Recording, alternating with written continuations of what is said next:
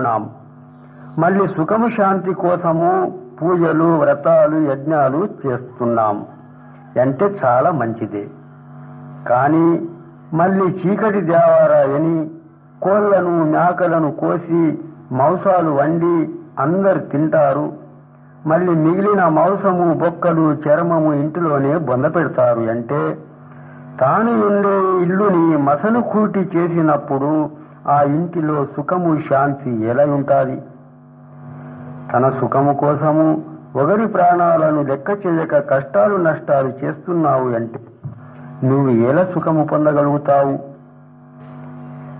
ఈ సంసారంలో అందరూ సుఖమే కోరుతారు, కానీ దుఃఖాలే మోసుతానున్నారు. అంటే దీని కారణమే బుద్ధి విపరీతము. అందుకు చిన్న పెద్ద జీవులకు తనువు మనసు వాచతో సుఖము కలుగ చేసినప్పుడే సుఖము దొరుకుతాది. కొందరు తన తన స్వార్థాల వశమై రాత్రి గుండ్ల జడము దేవీ దేవతల ముందుగా ధనము ఆరోగ్యాలు సంతానాలు సుఖములు అడుగుతారు అంటే ఇవి అన్ని తన మూఢనమ్మకాలే.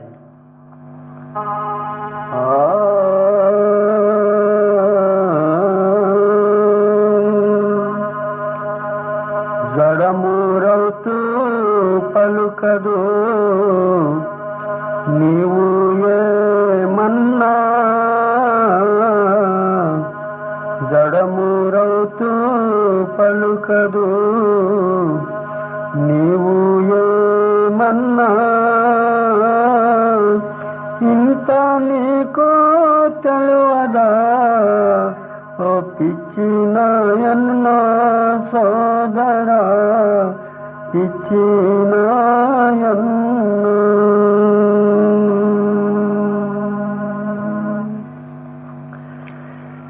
హే పిచ్చి మానవా, నా మాట కొద్దిగా విను, విని విచారం చేయు.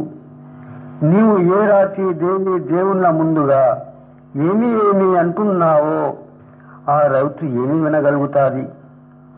మరి నీకు ఏమి ఇవ్వగలుగుతాది?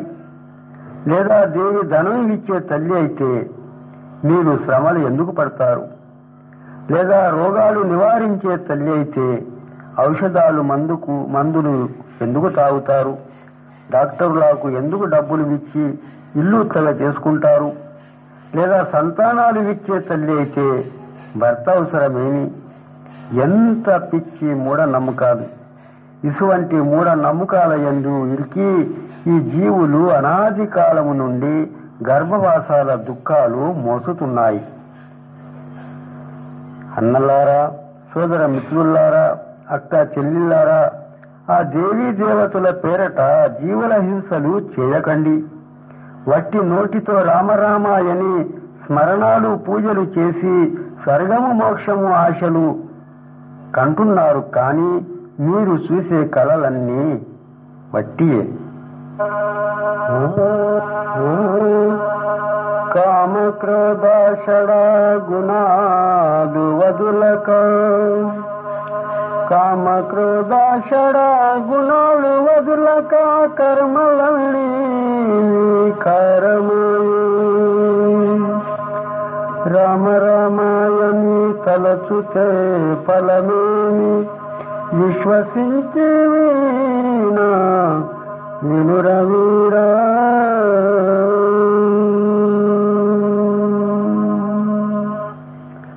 చూడండి, ఒక గ్రామంలో ఒక భక్తుడు చిలుకని పెంచి దానికి మాటలు నేర్పినాడు.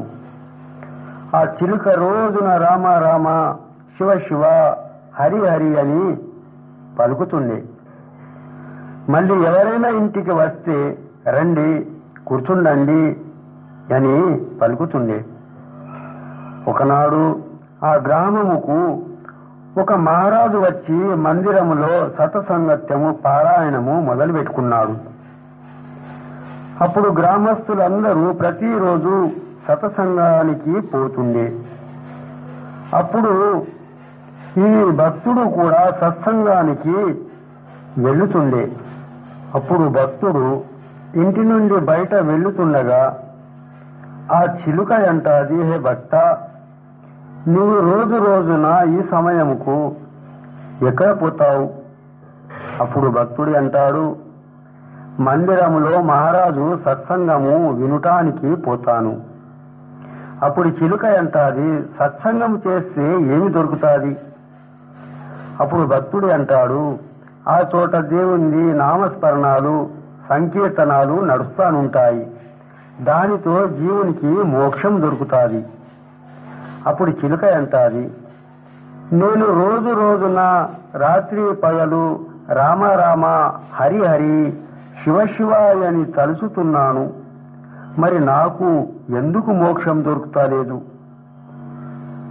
నేను ఈ పింజరము ఖైదులోనే పడి ఉన్నాను. చూడు, నా ఈ ప్రశ్న మహారాజు వద్ద వేసి ఏమి అంటాడో నాకు చెప్పు. సరే అని భక్తుడు మందిరానికి వెళ్ళినాడు. సతసంగత్యం సమాప్తమైన తర్వాత అందరు భక్తులు వెళ్ళిపోయినారు. అప్పుడు ఈ భక్తుడు ఆ చిలుక ప్రశ్న మహారాజుకు చెప్పుతున్నాడు. మహారాజా, నా చిలుక మిమ్ములను అడుగుమన్నది.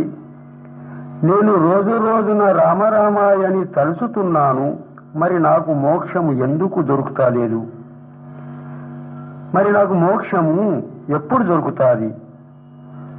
ఈ ప్రశ్న మహారాజు వినగానే కళ్ళు కింద మీద చేసి దొల్లి పడిపోయాడు. అప్పుడు భక్తుడు బాగా భయపడి ఉరుకుతుంటాడు. ఎవరైనా చూసితే మహారాజు హత్య నేరము నాపైన వస్తాదోయని హడావుడిగా ఇంటికి ఉరికి వచ్చినప్పుడు చిలుక అంటాది, ఏమీ నా ప్రశ్న జవాబు తెచ్చినావా? అప్పుడు భక్తుడు అంటాడు, ఏమి నీ ప్రశ్న? నీ ప్రశ్న వినగానే ఆ మహారాజు మరణించిపోయాడు. చిలుక విన్నంతలో దానికి కూడా మూర్ఛ వచ్చి కళ్ళు కింద మీద చేసి ఆ పింజరములోనే పడిపోయాది. అప్పుడు భక్తుడు అంటాడు, ఇది ఏం మహిమ? ఈ చిలుక ప్రశ్నతో అక్కడ మహారాజు చనిపోయాడు. ఆ మహారాజు సంగతి చిలుకకు చెప్పుతే ఇక్కడ ఈ చిలుక చనిపోయాది. ఇది ఏమి ఆశ్చర్యం అని 10-20 నిమిషాల తర్వాత ఆ భక్తునికి సందేహం వచ్చి అంటాడు, నిజమేనా ఈ చిలుక చనిపోయినది అని ఆ పింజరము నుండి చిలుకను బయట తీసినాడు. చూసితే నిజమే చనిపోయాది అని విచారం చేస్తునుండగా ఆ చిలుక సమయము చూసి లేచి చెట్టు మీద పోయి కూర్చున్నది. అప్పుడు చిలుక అంటాది, ఏ భక్త, నిజమే ఆ మహారాజు చెప్పిన మాటలతో ఈరోజు నేను ముక్తమయ్యాను. కానీ మోక్ష మార్గాన్ని నీవు తెలుసుకోలేవు. నేను తెలుసుకున్నాను, ముక్తము అయినాను. పో ఆ మహారాజును చూడు. అప్పుడు భక్తుడు మందిరంకు చేరి చూస్తాడు. మహారాజు హాయిగా కూర్చుని ఉన్నాడు. అప్పుడు భక్తుడు అంటాడు, నా చిలుక ప్రశ్న వేయగానే మీరు మాట్లాడక మూర్ఛ వచ్చి పడిపోయారు. అప్పుడు మహారాజు అంటాడు, ఈ సంగతి ఉండని, ముందు నీ చిలుక సంగతి ఏమి అది చెప్పు. అప్పుడు భక్తుడు అంటాడు, నేను మీరు చనిపోయారు అని హడావుడిగా ఇంటికి చేరినాను. అప్పుడు చిలుక అడిగినాది, ఏమి నా ప్రశ్న జవాబు తెచ్చినావా? అప్పుడు నేను అన్నాను, ఏమీ నీ ప్రశ్న? నీ ప్రశ్న వినగానే మహారాజు చనిపోయాడు. ఇలాగ వినగానే ఆ చిలుక కూడా పింజరంలో పడిపోయాది. 10-15 నిమిషాల తర్వాత నాకు సందేహం వచ్చి ఆ చిలుకను బయట తీసినంతలో చిలుక వెళ్ళిపోయినాది. అప్పుడు మహారాజు అంటాడు, చూడు భక్త, నేను సలిగ చేసి చూపిన విధము ఆ చిలుక తెలుసుకొని ముక్తమైనది. చూడు, ఆ చిలుక పింజరంలోనే పడిపోకుంటే నీవు దాన్ని బయట ఎందుకు తీసేవాడవు? అది చనిపోయిన విధము నటించినది కాబట్టే దాన్ని బయట తీసినావు. అది ముక్తమైనది. అలాగనే ఈ మానవుడు వట్టి నోటితో రామరామ ఎన్న మాత్రాన మోక్షము లేదు. మనియుండగా చనిపోయిన వారికే మోక్షము ఉంది. మనియుండగా చనిపోవడమే కామము, క్రోధము, లోభము, మోహము, మదము, మత్సరము, అహంకారాలు, విషయ వికారాలు, రాగద్వేషాలు, వీటి త్యాగమే చావడము. వీటి త్యాగములోనే జీవుని కళ్యాణము ఉంది. సత్యము, న్యాయము, ధర్మము మరిచియున్న చోట ఏ నామము, పూజలు, వ్రతాలు, యజ్ఞాలు, జపాలు, తపాలు ఏమి చేసినా అంతా వట్టి శ్రమలే. హే సోదరా, మిత్రులారా, ఆత్మబంధువులారా, మీరు కల్పితము, మట్టి రాళ్ళ, దేవీ దేవతల లేదా గ్రంథాల రాతల, మతాల, రూఢి రివాజుల అంధశ్రద్ధ భ్రమలు విడిచి ప్రతి చిన్న పెద్ద జీవులను తన ప్రాణము విధముగా భావించి తనువు, మనసు, వాచతో అహింస పాలన చేయండి. దేవుడు, ధర్మము, అభిమానాలను త్యాగించి మానవత్వాన్ని మరవకండి. చూడండి, మనోస్మృతి చెప్పుతున్నది, హనుమంత విశ్వసిత